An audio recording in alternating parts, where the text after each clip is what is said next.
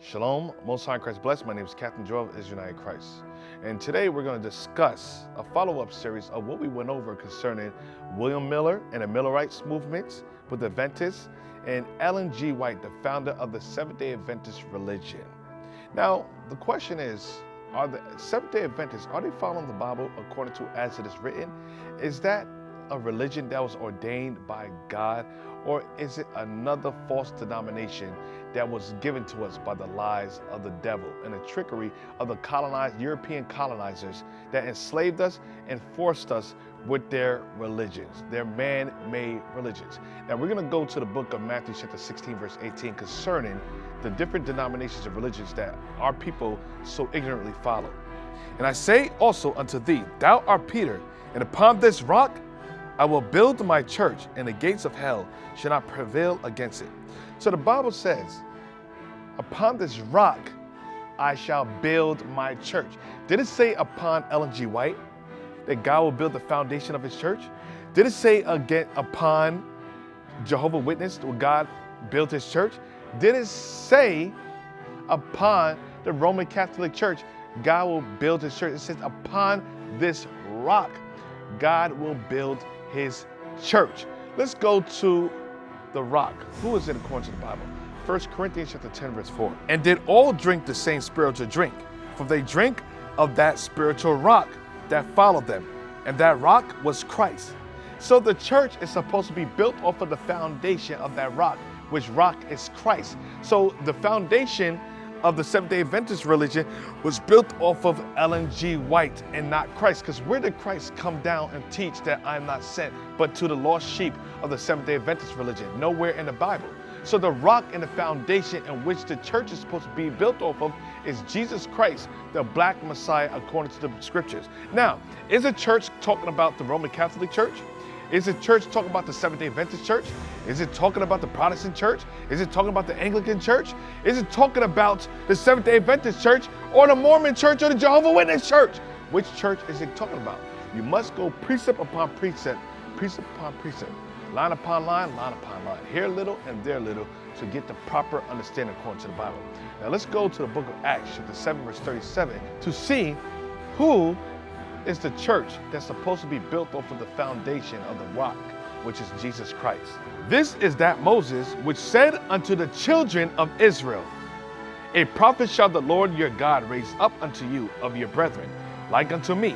Him shall ye hear. This is he that was in the church in the wilderness with the angel which spake to him in the Mount Sinai, and with our fathers who received the lively oracles to give unto us. So the church that will be built off of the foundation of Christ is talking about the church in the wilderness, which is the children of Israel, which we just read. So the church is not talking about all nations or all races of people. The church is talking about the Israelites, who you people are, that suffered and experienced the slave trade in the South Pacific Islands, Papua New Guinea, New Caledonia, or Fijian Islands, Solomon Islands, the Melanesian Islands, or that experienced the trans-Saharan slave trade, the Indian Ocean slave trade, as well as the transatlantic slave trade. We are the church. We're the children of Israel. That's foundation is supposed to be built off the black Messiah, Jesus Christ, and keeping God's laws, and not these different denominations and religions that we were taught during slavery. Now, let's go to the foundations of the Sabbath day. And who was the Sabbath given to? Because the Seventh-day Adventists even got that wrong. The book of Genesis chapter 2 verse 1. Thus the heavens and the earth were finished, and all the hosts of them. And on the seventh day God ended his work which he had made, and he rested on the seventh day from all his work which he had made. And God blessed the seventh day and sanctified it, because in it he had rested from all his work which God created and made. So the seventh day Sabbath is based upon creation. God rested on the seventh day from all his work which he has made. He sanctified it and made it holy. But some of you Christians, you worship on Sunday. In order to worship, you said it's Christ's resurrection, so the Sabbath was changed to Sunday. In order to change the Sabbath to Sunday, which is the first day of the week, you have to change the account of creation. I'll say it again. In order to change the Sabbath to Sunday, you have to change the account from creation, because the seventh-day Sabbath was based upon him resting on the seventh day of creation.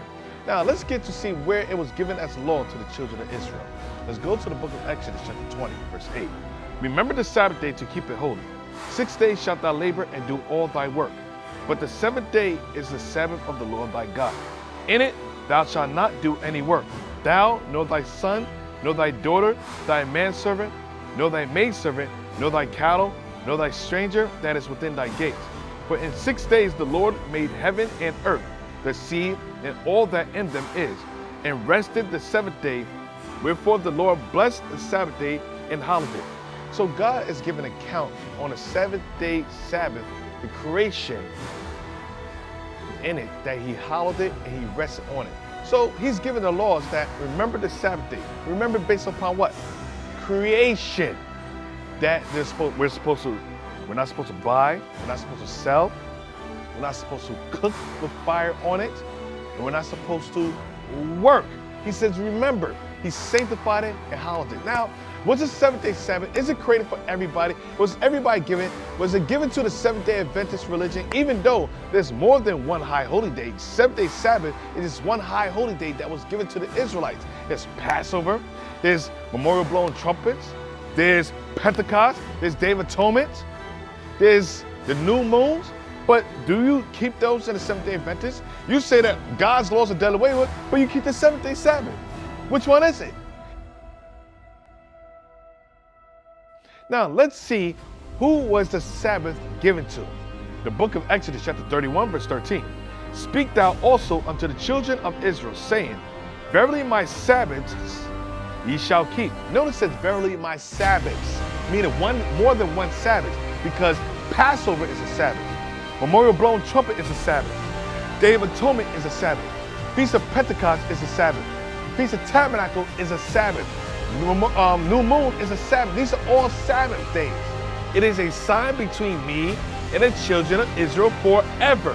For in 6 days the Lord made heaven and earth, and on the seventh day he rested and was refreshed. So you might say, well, the seventh-day Sabbath was created in the book of Genesis. It was based upon creation. Was the Israelites back then? God is telling you who it was made for. It doesn't show you in the book of Genesis that the Sabbath was given to everybody, but in Exodus, after Genesis, he's clarifying the people that it was made and sanctified for.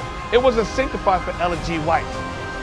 It was only made and sanctified for the children of Israel according to the Bible. And gave us a body unto Adam without soul, which was the workmanship of thine hands, and this breathed into him the breath of life, and he was made living before thee. Jump to verse 7. And unto him thou gavest commandments to love thy way, which he transgressed, and immediately thou appointest death in him, and generations of whom came nations, tribes, people, and kindreds out of number. And every people walked after their own will, and did wonderful things before thee, and despised thy commandments. But I thought in the book of Genesis, the Sabbath day was for every people before the children of Israel. Now, did they keep it? The Bible says that everybody walked after their own will and despised God's commandment. So did they keep the Sabbath? No, they didn't, because it was never for them. They did not keep God's commandments. They did their own will. Let's keep reading. And again, in process of time, thou broughtest the flood upon those that dwelt in the world, and destroyed them. And it came to pass in every of them that as death was to Adam, so was the flood to these. So what happened? Because everybody walked after their own will and hated God's commandments, they didn't keep the Sabbath back then. So what did God do? He destroyed everybody on the earth. You said the Sabbath was made for everybody. So why didn't everybody keep it? God killed everybody but Noah and his 8 sons, and from Noah came the chosen seed. And the Israelites was reintroduced to Sabbath and was sanctified and hallowed, and it was a sign between them and God forever, for everlasting covenant. So Those are some things that the Seventh-day Adventist religion gets wrong, saying that the Sabbath was made for everybody when we just read, according to the Bible, that the Sabbath was made for the children of Israel.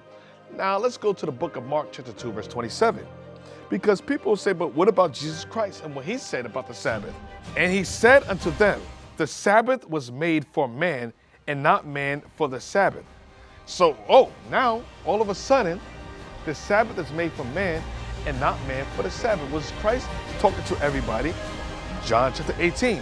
Jesus answered him, I speak openly to the world. I ever taught in the synagogue and in the temple, whither the Jews always resort, and in secret have I said nothing. So Christ was speaking to the Jews. So the Sabbath was made for man. What man? The Israelites, the Jew man.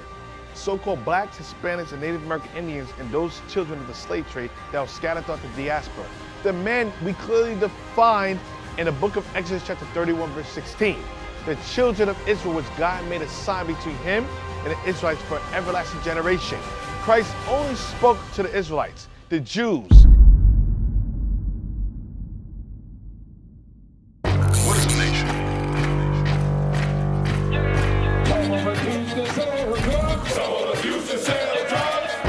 Nation is men leading by example.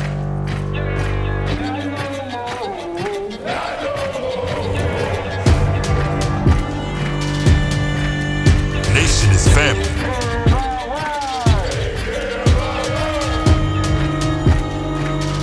Nation is community. Nation is children with role models.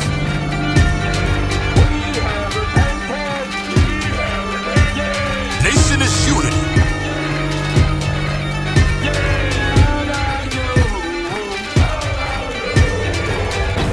Nation is